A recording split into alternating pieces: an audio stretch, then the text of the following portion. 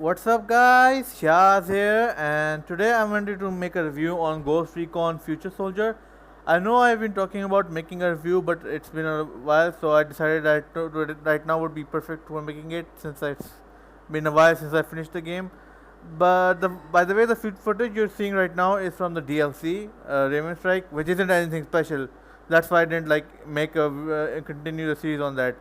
But before we start, I wanted to let you know that this review is from my personal experience. Maybe it is different for other people or anyone else, but I wanted to talk about how it felt for me when I was playing this game right now, during this day and age. So if you have anything disagree with anything, let me know in the comments. Or if you think I said something that wasn't didn't make sense, I'll look into the comments and maybe retract it. But what I wanted to talk about first was that the game was made in 2012 or somewhere around that age time, and the game was genuinely had been delayed a while, for a long time. It was supposed to come out around 2009 after Advanced Warfighter, but the developers Ubisoft kept having to delay the game and then put in filler games that weren't as good, but a few which all caused a lot of bad reputation for the game. The problem with Ghost Recon Future Soldier isn't that it was a bad game. There are some great points in it. The way the game mechanics work, the magnetics work, how sniping and other stuff works. But the game also had a lot of issues that I think a lot of players will agree ruined the game's experience for most of you. So I'm going to be starting off with certain parts. We're going to start with story, gameplay, and then move on from stuff. But alright, let's just start with the story first. So I'm just gonna say it up front, but the story of the game is really forgetful, and sometimes I think that the game developers themselves forget that there was a story. Because half the time you're doing a mission that is really fun, but you forget that there is no context or reasoning for that mission. Like what the prior mission you did before this had any relation to this. So that made the game really forgetful, and I feel like that's one of the main faults of the game, that it can't stick to one story. It has to divert from itself. It felt like the idea of Tom Clancy's concept of story was forced upon this game's story, because the game had a really good villain setup, but then it just focused itself somewhere else, and it didn't even put you up front against Raven Rock that well. Raven Rock wasn't a well established villain. Why they do what they do. So I'm going to just give you a summary of how the mission system worked in this game by showing you the each mission by the menu, so that you guys can get the idea. So basically, the game starts off with the deaths of four ghosts who are attacking a convoy, and the game just tells you that the basic idea is to avenge those ghosts. So you play as another team of ghosts who go into Nimble Guardian to extract a lieutenant who has information about the bomb that was used to kill the ghosts. Next, you go to a place in Africa where you kill a warlord who sold the bomb, along with taking down the plane that had the bomb in it, so you could get information on where the bomb came from.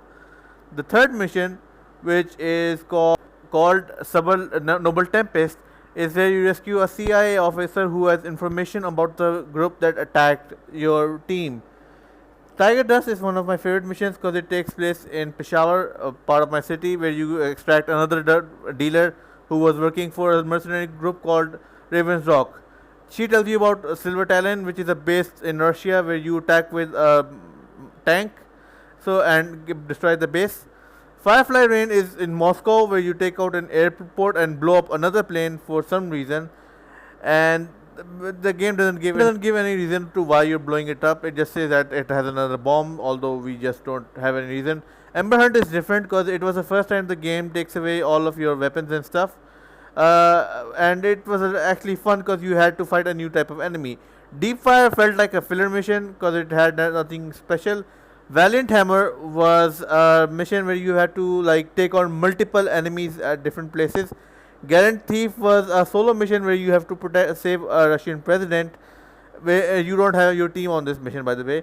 And Invincible Wear was the final and most fun mission you would play in the game, which ended up with an assassination and saving Moscow from Raven's Rock, the enemy. Shattered Mountain felt like a really unnecessary mission, and it was cut so abruptly that I couldn't even find anything fun about it. But that's it. But Shattered Hunt was basically you ending up with killing all of Raven's Rock members, but there was nothing like special ending cutscene or anything like that. The game just ended briefly after you took down the last guy. Same thing with the DLC. You would finish off the last person, extract, and there would be no ending cutscene.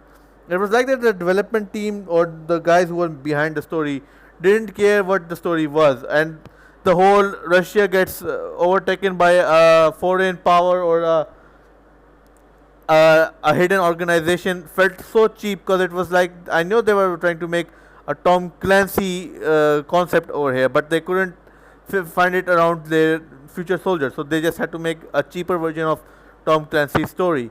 Next up is gameplay.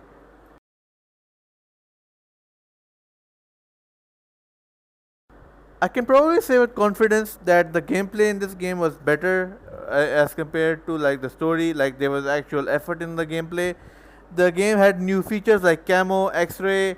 It even had the new system of like squad squad syncing or sync shot as people call it, which was later implemented into other games, which would allow you to tag an enemy and then tag one enemy for yourself or your other squad members, and then you could sync shot it so that you could take out multiple enemies at the same time with your AI teammates. This was well done because it would like could have good tacticality for players, and you could like be tactical and all, and you could do it like with up to 4 players. This would also help in like stealth stuff, which I have to say is really disappointing in this game. I'll get back to that later. But the gameplay was good, gunplay was good. There was a lot of guns and a lot of like lot of different mechanics you could use. The game all obviously had like the normal third person stuff, but camos and X-rays were like a good feature in this game because they would like help you decide in what type of like way you wanted to approach a mission. You could go guns in blazing. There were some missions like you can see right now is like a no alert allowed, which is basically saying that you can only do it stealth. However, I have to say that the stealth in this game it was piss poorly made. It was not well done. It was garbage. Like you would like you can see in footage right now that even the helicopters, which are airborne vehicles, could spot you from a mile away. Hey, I'm gonna like show you a clip where I was like playing the game normally, and only one guy saw me. Like one guy by accident saw me, and not only did I not only was I in camo, or but the game like even in this clip you're seeing right now, the helicopter was able they were able to see me even when I was in camo mode, and the helicopter's up there. This made us and this was the only time like this is the DLC, but this wasn't the only time the game did this. It was super annoying because it would like ruin the gameplay. It would ruin any like idea of how stealth works in other games. Thankfully they improved it in like Wildlands, but honestly this game had killed off any like fun when stuff like this was forced on stealth was forced upon you, and it felt worse than like a 2000s stealth mission. However, the game did make you play with your mind a lot. It had you set up like different ways to play. Another thing, the AI. The AI on this game is fairly well done. There are some points where it gets annoying, like when you're in like a loading area or a waiting area, and your AI like takes some time to get to you. As you can see right now, I'm been here for a while, but the team is still like moving in. The AI was annoying and useful at the same time in gunplay and in like sync shots. They could actually like give you a quick reaction on how to shoot or where to shoot. Even in gun battles, they would actually take care of enemies on their own and go down, unlike Wildlands where the AI teammates are not as well done. But the game also took some time with stuff like wasting your time with stuff like uh, loading screens or midway briefs, because it felt annoying, because it felt like it killed off the pacing after doing some annoying stuff. This was done right. This the clip you're seeing right now. The loading that's happening right now was done after that annoying helicopter stealth section, where the stealth was so broken that you could. It was really hard to finish this off. But basically, it also had the good idea of like showing some of the good features in this game. Now, another thing that I wanted to talk about the gameplay was that I kind of wish that the game had like some feature of like removing bodies or like doing anything that would aid you in yourself. Because other than shooting and like uh, grabbing someone from behind, I don't think there's anything else that would help you, especially when you're thinking about going in like full stealth. Game wouldn't help you that. Also, there are some like parts in the game that are only like scripted, like the part you're going to see right now. I'm just going to show you the clip. To the Omsk rail yard. Overlord copies. When you reach the rail yard, locate and secure the command car. As soon as you've got it under your control, upload the eavesdropping software into the car's command and control systems. Duka's troops are closing on the city from the west. You'll have to hold in place. So yeah, that's what was 90% of the game. Like there are some scenes that you could like either go stealthy or go loud, but it felt like the player choice was taken away from this game as compared to its predecessor, which allowed you to like choose how you wanted to go. You could go loud, stealth, or whatever. Everything was your own choice. Also, I want to talk about that fact that the PC port in this game is like terribly made, because for some reason, because there is no like loading area in this game or like loading session, the game can't crop away or delete away locations you've used. So if like this whole train area doesn't have a single loaded area or loading wait checkpoint. So if like the game still has to render everything that I've been like using right now. So as compared to the Xbox port, the game was well done, but it honestly felt half-assed for the PC port, cause even like as a 2012 game, it wouldn't run on like my Intel HD 520, which by the way could run GTA 5 with 30 frames plus, but couldn't run this low poly game during that time. Like unless I was using magnets or like night vision, I would not be able to enjoy the game at all. Other than that, the gunplay was well done. The gunplay was actually good, and the fact that they kept the ADS system or the first-person ADS system in this game showed that they did try to like improve on some of the facts. The gunplay was fun.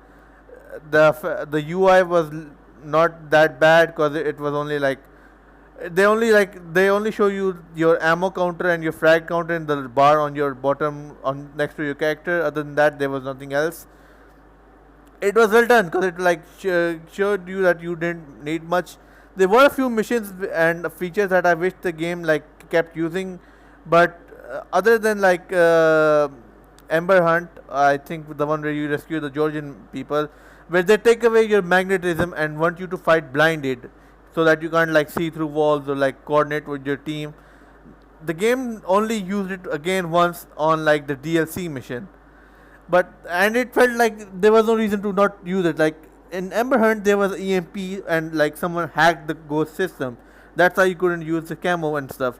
But in here, it felt like the game was just trying to use features the fans enjoyed, just so that because they said so, without any reason or purpose.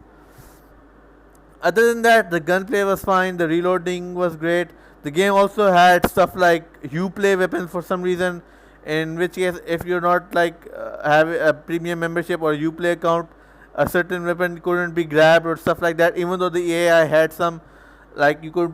I'm gonna pick up art in the video footage you're seeing right now. I probably pick up an RPK around here somewhere, maybe later on, but it was before I grab it, it was like written that to swap to this weapon there was like a Uplay logo on it. The start of each mission was actually well done. I'm not gonna like degrade that. It had like the Call of Duty style opening with all the like information they throw at you with what the game is like, what each thing is highlighted as. Like this is Moscow, that's the Kremlin. Your squad is gonna enter from here. These are like the signals, the ministry buildings, stuff like this. This had like a nice Call of Duty type aesthetic that I can appreciate. It was fun to watch and it was well done. Other than that, there was also the game also had introduced its gunsmith for the first time. This was a new and nice feature to add from the game, because you could do anything like experiment with your weapons, add whatever you wanted, and like they had like a very well thought out gunsmith where you could like switch out anything from attachments to the gas pressure of the weapon, triggers, stocks, ammunition, size, magazine. You could even like select what type of like setting you want for your gun. Like you wanted more control, you wanted more power, you wanted it to have more maneuverability, you wanted it to be like bulkier and stuff. So like the gunsmith in this game was well done, and you could do this for every weapon. Like this was not like forced on like only certain weapons. Assault rifles, SMGs, shotguns, sniper rifles, DMRs, anything you wanted, LMGs as well. Anything you like wanted to switch out, you could do as well. And they had like a training area where you could like do your practice runs for multiplayer and stuff. The practice area was like a nice place to like, you can even like, there was also bullet drop and stuff like that, which was another nice thing. You could like experiment with your weapons, you could see the range, you could see the recoil, stuff like that. The movement was also simple. You had like your simple movement, crouching, prones. You could also roll around if you want to like get to cover quickly. You could also like roll on the ground while being in like prone, which was nice. Also like the camera shake, this normal stuff you now see in third person games, and like normal everything that was like now normal in like most games was first introduced in this game, which was a nice touch. I'm gonna be honest when I say that this game had some of the good and best and worst things added to it. There are some things I wish they could have changed and improved on, stuff like optimization, better stealth mechanics, a clear story narrative. But I think this was like a decent attempt after the amount of delays they had.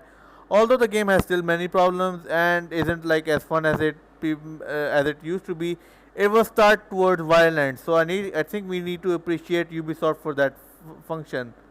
But yeah, that's what I feel like this game is. To be honest, if I had to give a verdict, I would say that this game is a 6 out of 10. Like I said, I did enjoy it. There's no denying that. But the game had too many flaws to ignore. The stealth was shit. The AI was well done, but the map and the optimization ruined anyone's experience who would like play it on PC. Xbox was fine, but PC was terrible. But other than that, it was a start for games like Wildlands and Breakpoint, which is mediocre, but Wildland is good, so that's one plus. But alright guys, if you guys enjoyed the video, please like and subscribe, and I'll see you all in the next video. Goodbye.